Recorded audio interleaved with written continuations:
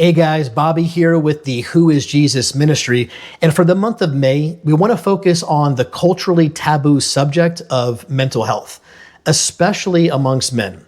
So question for you, how should we even understand clinical depression, anxiety, and other mental health diagnoses? Purely as a medical condition, maybe a spiritual inflection, or could they include both a physical and spiritual dimension? Mental health, let's talk about it. So allow me to address the young men for just a moment. So young men out there, did you know that most men will experience a drop in testosterone between the ages of 30 and 40 years old? And for some of you, you may be thinking, man, that's a long ways down the road, but please trust me, it creeps up on you a lot faster than you may anticipate.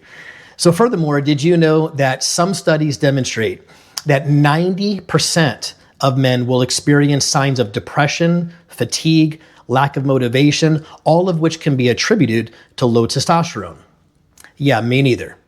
Did you know that a high percentage of men battling depression or a mental health issue will not seek help because they're afraid of being labeled weak or other derogatory terms and labels?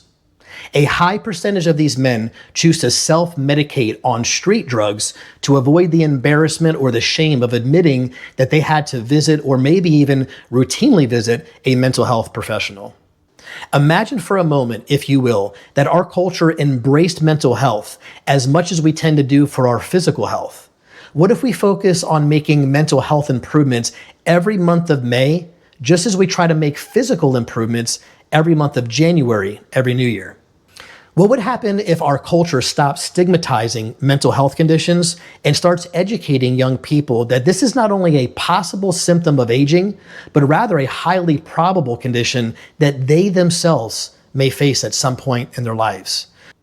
We are looking for Christians, believers in Christ, who suffer from a mental health diagnosis such as depression, anxiety, amongst others, to discuss how their mental health issue has impacted their relationships, their career or work performance, what impact does their faith in Jesus play in their outlook in life, and whatever else that they wish that people knew or understood about their mental health condition. So if you or someone you know is a Christian battling a mental health diagnosis, we would love to hear from you in whatever capacity that you feel comfortable discussing, whether that be on or off camera. Imagine that your story or your testimony prevents someone from self-medicating on street drugs. Better yet, imagine that your testimony prevents someone from taking their own life because they can relate to your story and they want the same hope that they see in you to be within them. Please remember that Jesus commands you to go and spread the gospel. If you are a follower of Christ, not just a believer, but a true disciple and a follower of Jesus Christ, you are instructed and commanded to spread the gospel and give a reason for the hope that is within you.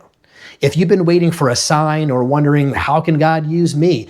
Maybe this is your sign, and maybe this is your time to finally do what Jesus has instructed you to do. Will you be obedient? Mental health. Maybe it's time we start talking about it.